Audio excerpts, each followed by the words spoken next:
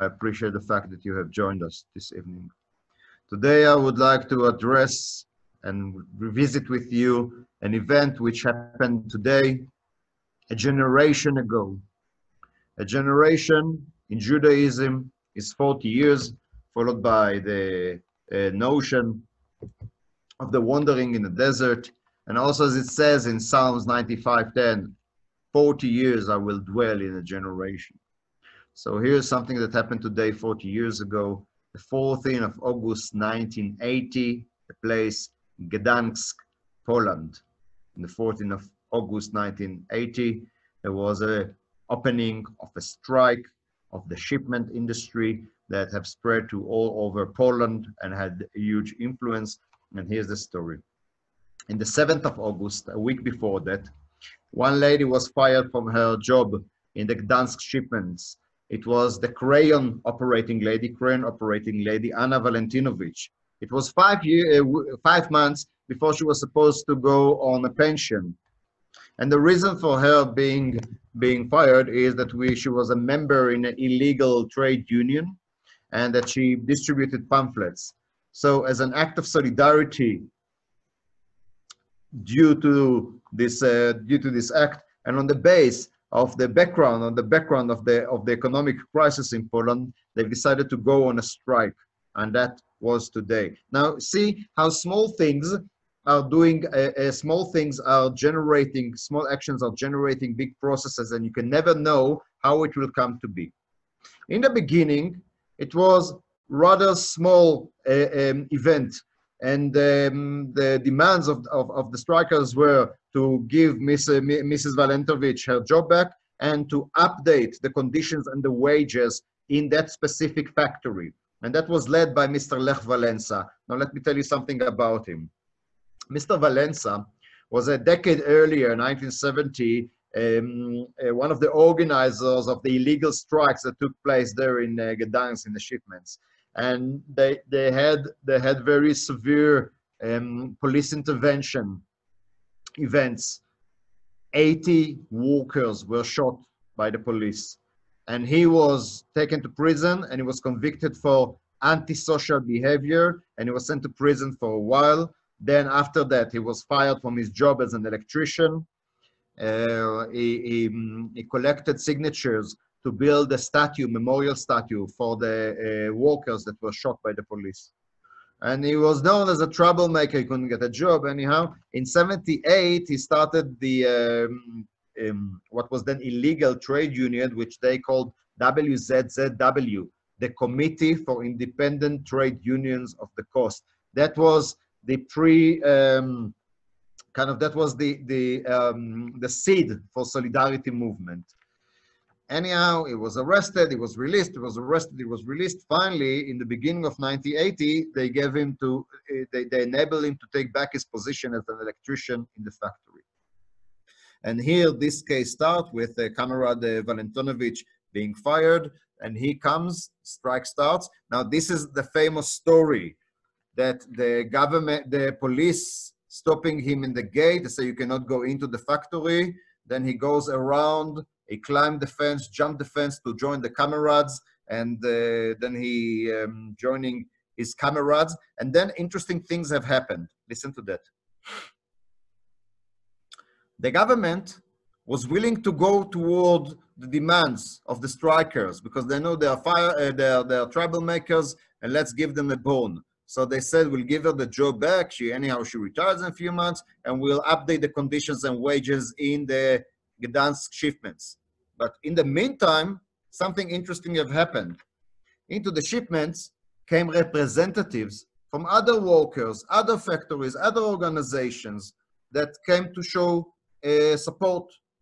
And then, when there was an assembly, a rally in the factory of all the strikers, and said, what should we do?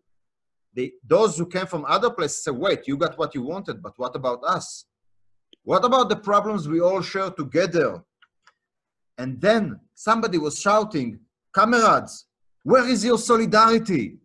And that was the moment Solidarity movement was born. That inspired everyone, that ignited everyone, and decided to intensify the strike, to go for the whole deal. and to demand from the government to enable them to unite as trade workers, trade union workers, free independent trade unions, lighten the censorship, right to strike, better public health system, release of political prisoners, and further rights for the Catholic Church. Lech Walesa was the living spirit in the strike coordination committee, and what happened that in September, the government have made an agreement with the committee that enabled them to unite, but still not to be registered, as a political party, as a political organization. And so they have registered as a union trade, and Lech Walesa was the chair. But then what happened that in December 1981, the Prime Minister, Mr. Jaruzelski, had declared a military regime, and they've dismissed anything which was not the Communist Party, and they took Mr. Walesa to state custody. You know how it looks like, state custody, and he was kept somewhere toward the Soviet border. And he tells the following, he tells, when the officers came to arrest me, I told them, fools, you already lost the battle. But there was a decade for him to walk in the desert. Meantime, in '83, he was given the Nobel Peace Prize, but he couldn't get it personally because he thought, if I will go out of Poland, the government will not let me come in. So his wife went and she received the Nobel Peace Prize, and she donated the money to the Solidarity branch in exile, and that sustained them for a while. Anyhow, in '88, he started another strike demanding to acknowledge Solidarity as a legal organization, and that was already Mr. Gorbachev days.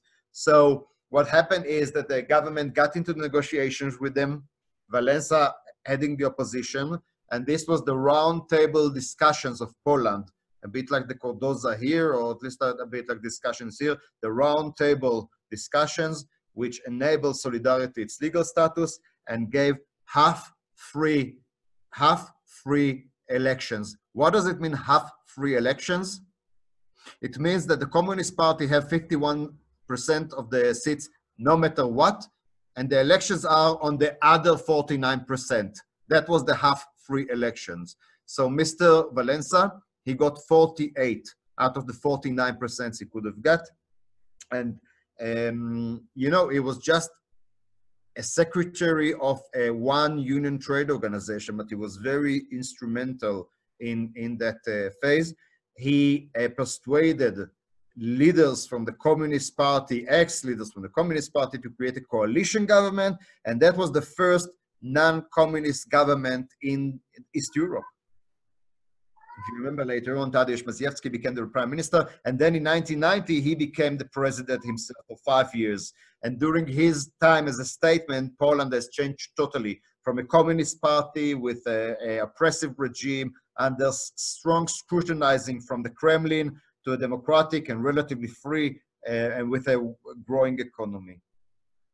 And that was the first time that the communist state stopped being so and moved into democracy in peaceful way. Some of us still remember how in '89, 1990, the other states of East Europe kind of moved away from Moscow, from the Baltic country to Hungary, and this time the tanks of the Soviets didn't invaded, like in Budapest '56, like in Prague '68.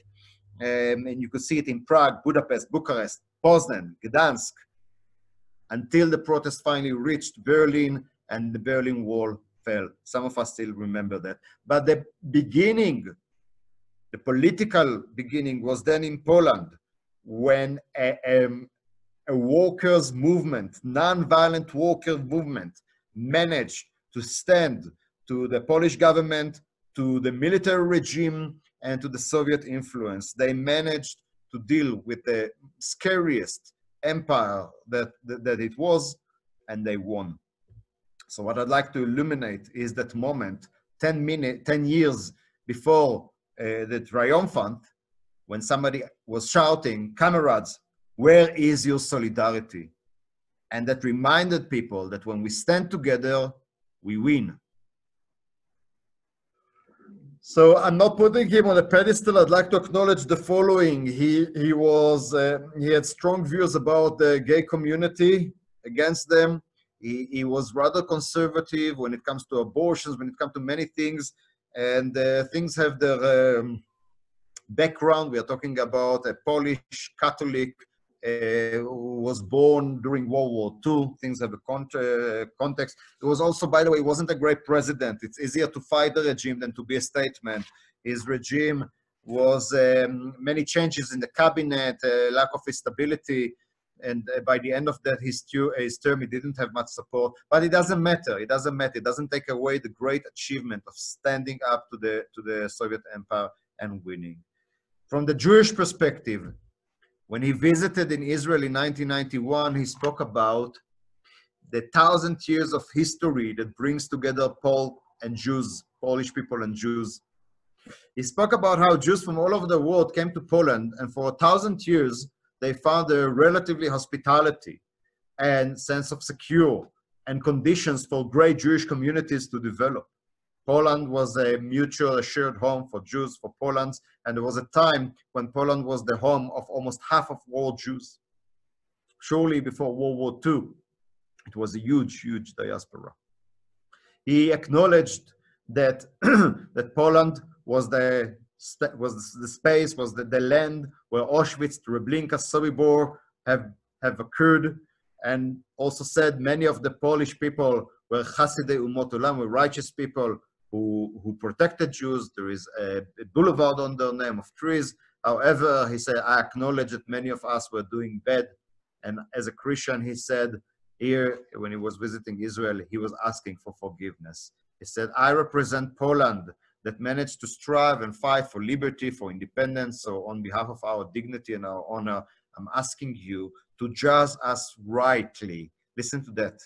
Just verdict in your collective memory.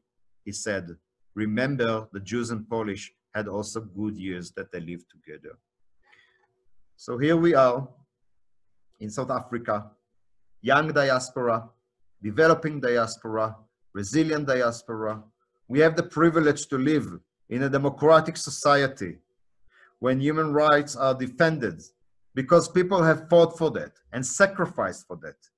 And what we can do to honor the memory of all those who have fought in the ancient and stubborn and uncompleted struggle for human dignity and human liberty is to remember that question that was thrown to the air back in the 14th of August 1980, a generation before us. Comrades, where is your solidarity?